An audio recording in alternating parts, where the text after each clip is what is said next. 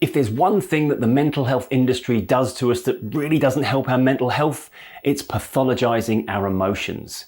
You're anxious, but you're not ill. Let me explain. I'm Tim Box, I'm a mind coach, anxiety therapist, and for more than a decade now, I've been working one-to-one with clients to help them overcome all sorts of anxiety-related issues. You might have seen my TED talk about anxiety, or you might have read my book, which is, funnily enough, also all about anxiety. The one thing you won't have found in either of those pieces of media is me referring to anxiety as any kind of illness.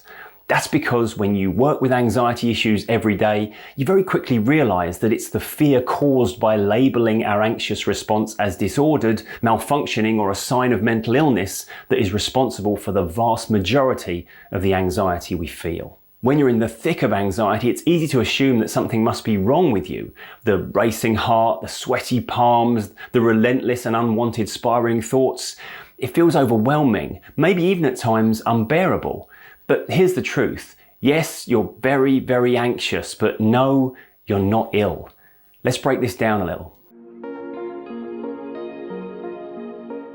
The first thing to do here is to stop treating anxiety like an illness and start to work with it for what it actually is, one of our many emotions. Science has shown us that emotions are not some immutable part of our brain fixed from birth. They're not pre-programmed responses. Instead, emotions are creations of our mind, products of how we learn, grow, and interpret the world around us. Our levels of happiness or sadness aren't hardwired genetic traits, but constructs of our experiences.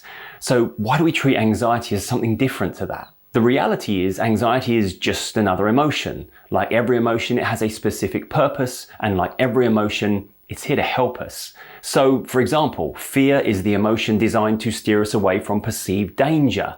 Anger is intended to inspire us to right a wrong. And anxiety? Well, anxiety exists to flag importance.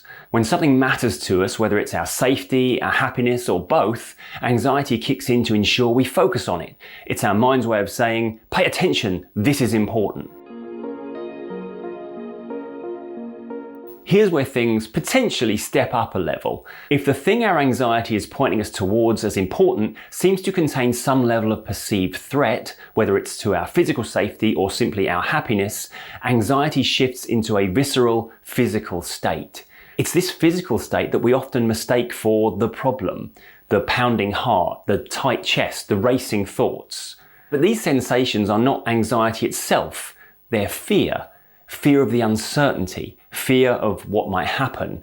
Suddenly our normal everyday functional anxiety becomes something more, and we start to have challenging thoughts about our safety. Am I in danger? Is something medically wrong? Am I going mad? And if this continues long enough, we then of course start to fear feeling anxious in the future. We begin to dread the physical sensations, interpreting them as proof that something is wrong with us, that we're broken or that we can't cope. That's when the cycle can potentially spiral and create the anxiety feedback loop you'll often hear me talk about on the channel. With that thought in mind, I'm going to link at the end of this video to a playlist of about half a dozen short videos on this channel that I think offer important learning points about anxiety and how we start to view it and treat it differently. There'll also be a link in the description of the video below. So here's the good news. As much as it can feel like some part of your mental or emotional process is malfunctioning, you're not actually broken. You're not even damaged. In short, you're not ill. What you're feeling is a completely natural response to a perceived threat. The problem isn't the anxiety, it's the fear of feeling anxious. That's what gets things out of control. When we resist anxiety, when we try to beat it or push it away, we start to view our own emotional responses as our enemy. But anxiety isn't the enemy, it's part of being human. It's trying to help you by drawing attention to what matters. Think about this. Every single time you've felt anxiety, it's passed. Even in moments when it felt unbearable, you actually got through it. Your heart might race, but it calms. Your thoughts might spiral, but they settle. Anxiety always fades when we stop fighting it. After the event, we might tell ourselves the story that it was terrifying and we thought we were going to die, but often we forget to complete the story.